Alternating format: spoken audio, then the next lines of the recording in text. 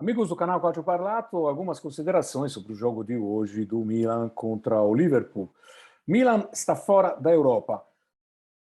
Apro parêntese, ainda bem. Ainda bem, não por estar fora da Champions League, mas por estar fora da Europa League. Eu sempre venho falando aqui, quem segue o nosso canal sabe, desde o início disse que depois do sorteio o Milan estaria em uma situação muito complexa. Um pouquinho de ilusão tivemos quando no primeiro jogo contra o Liverpool, no jogo em casa contra o Atlético Madrid, onde chegou a ir à frente do marcador, mas depois, ou pela maior qualidade dos adversários, ou como contra o Atlético Madrid, pela expulsão de um jogador do QC, especificamente, acabou que os resultados não vieram e os pontos não vieram. O Milan, então, de fato, estava em um grupo absolutamente impossível de se classificar, se concretizou essa quase impossibilidade e quando, na véspera, se falava e se comentava do Milan, sim, pode ganhar contra o Liverpool, que vai ter reservas, que vai entrar com o time reserva, etc., etc., eu, desde até a última hora, fiquei alertando, fiquei colocando a minha opinião.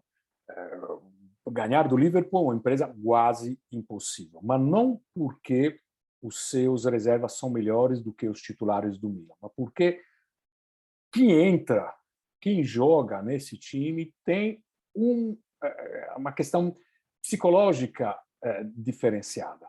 O reserva que entra é a chance gigantesca de ser visto, não só pelo seu próprio treinador, mas para dezenas de observadores, centenas de observadores de outros times e poder, assim, de fato, ter chances de fazer alguma algum upgrade, né? Não que o Liverpool seja possível fazer um upgrade, mas em termos assim de titularidade e jogar, por exemplo, em clubes e em ligas onde possam ser titulares.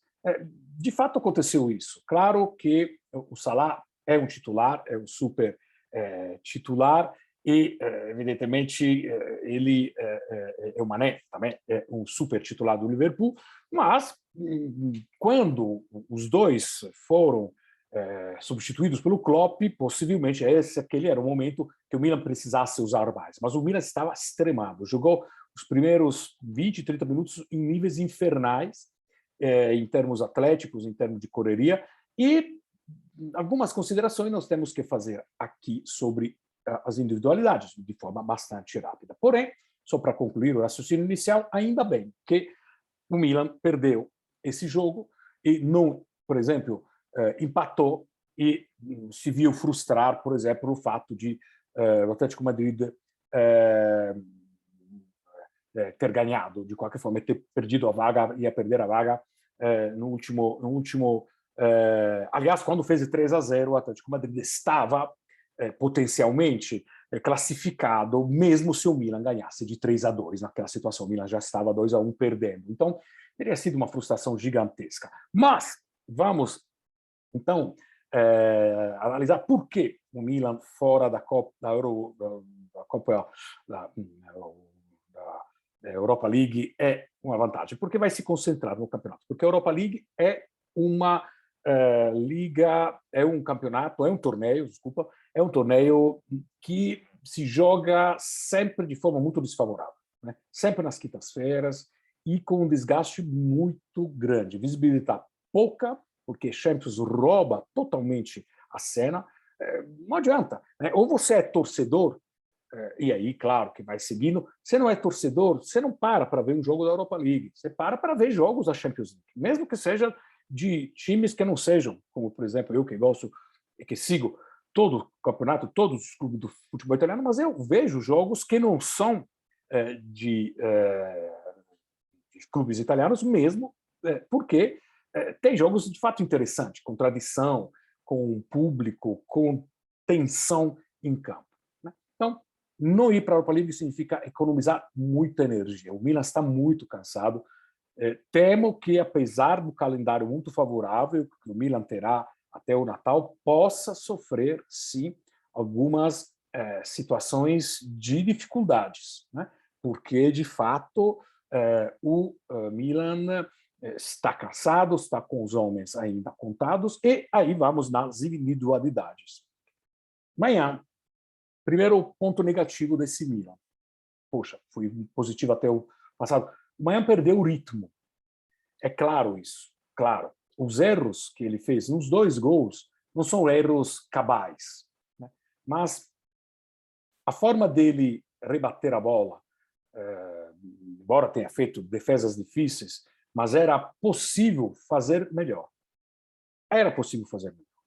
E o Mayan tem um grande privilégio de jogar muito bem com os pés, tem, sempre falamos sobre isso, capacidade de visão de jogo, de colocar a bola em jogo de forma extremamente rápida, mas falhou naquilo que não tinha falhado até então, até ele ser operado. Precisa amanhã voltar ao seu estado original, porque senão, de fato, hoje, pelo menos em um dos 2 gols, poderia ter feito um pouquinho melhor, evitado que a bola pudesse. Não que o Alisson tenha feito melhor no primeiro gol, mas no caso do Alisson, a justificativa é que a bola ficou muito, apareceu muito de repente. Aliás, convido a quem gosta de tática, quem gosta de jogadas ensaiadas, né, de estudar, estudem o movimento de 2 jogadores, um que sim, o outro, acho que o outro era o Tonali, me parece, que na hora que está saindo o chute do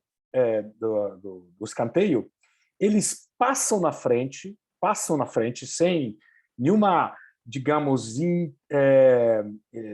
possibilidade de pegar na bola, mas eles passam na frente justamente para criar uma situação de invisibilidade da bola, que passa logo acima deles, e o goleiro não vê. Ao fazer isso, eles têm, colocam em dificuldade o jogador que vê a bola no último instante e acaba pegando mal a bola, e a bola pegada mal surpreende mais ainda o Alisson, que rebate de qualquer jeito, e o Tomori faz o primeiro gol.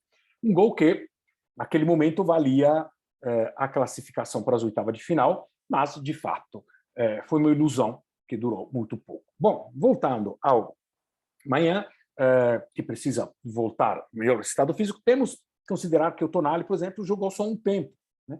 Ele se desgastou muito, né?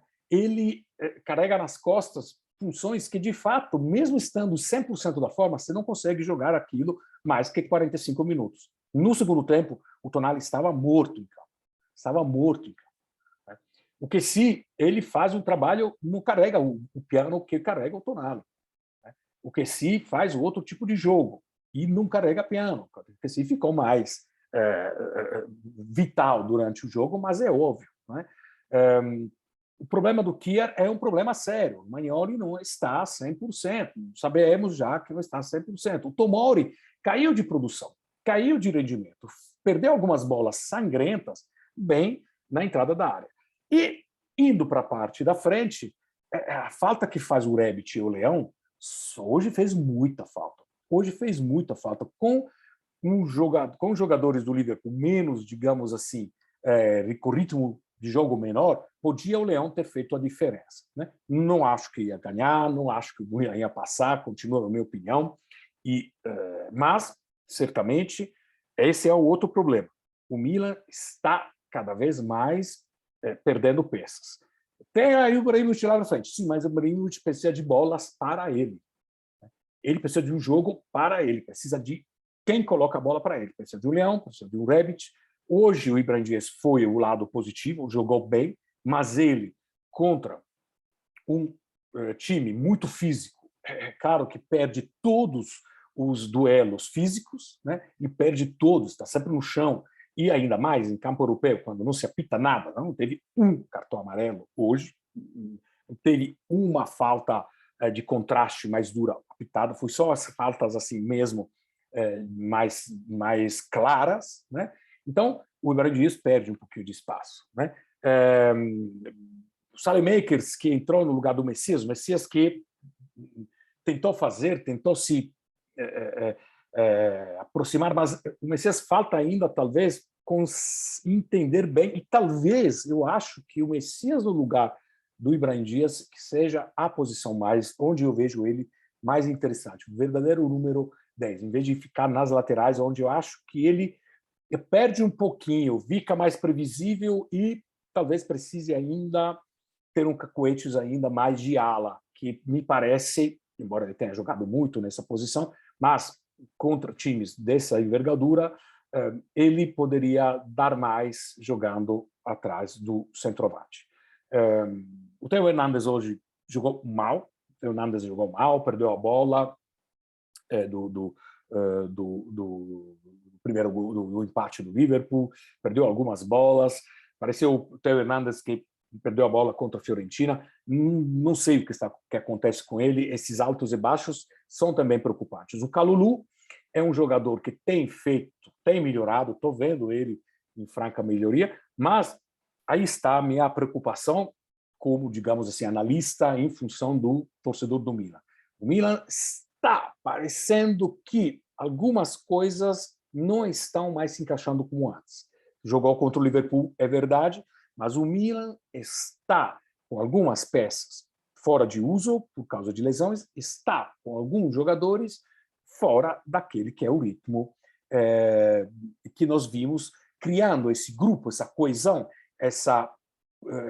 esse compacto, né? Essas linhas compactas e essas individualidades que fazem a diferença, inclusive o Saelemaekers, por exemplo, ou para questões físicas, ou para questões de momento, ou para questões ligadas a situações de ter ficado parado para o Covid, ter ficado parado para lesões, etc., o Milan pode correr o risco de, aos poucos, perder um pouquinho dessa eficiência, né? Então, considerando isso tudo, ir para a Europa League poderia ter dado um ânimo do ponto de vista, digamos assim, do fato de bom, vamos para a Europa League, vamos continuar competindo na Europa, mas poderia ter criado muitos problemas, inclusive ter contaminado o mercado, que precisa ser um mercado agora em dezembro, em janeiro, aliás, que precisa ser um mercado em janeiro muito voltado para posições chaves,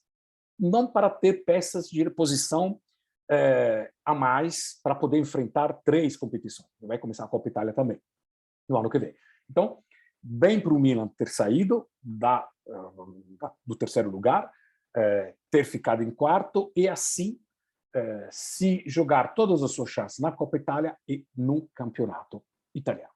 Milan, de qualquer forma, que mostrou uma certa valentia, em alguns momentos jogou igual com o Liverpool, como jogou na ida, como jogou contra o Atlético Madrid nos 2 jogos e talvez como não jogou contra o Porto. O Porto foi, de fato, indigesto, né? Eu pensar que o vinho do Porto é tão gostoso. Pessoal, nós vamos se encontrar por aqui. Amanhã teremos mais uma análise sobretudo o jogo da Atalanta contra o Valência, que é um jogo extremamente importante para ter a terceira, né, competidora na Copa mais importante, no torneio mais importante dessa Europa. Aliás, falei Valência, não sei porque eu sempre falo Valência, mas é Villarreal. Ainda bem que depois o Tico fala para o Teco e aí eu corrijo. Pessoal, vejo vocês quinta-feira, evidentemente, a grande live falando sobre isso tudo é a apresentação da próxima rodada do Campeonato Italiano. Tchau!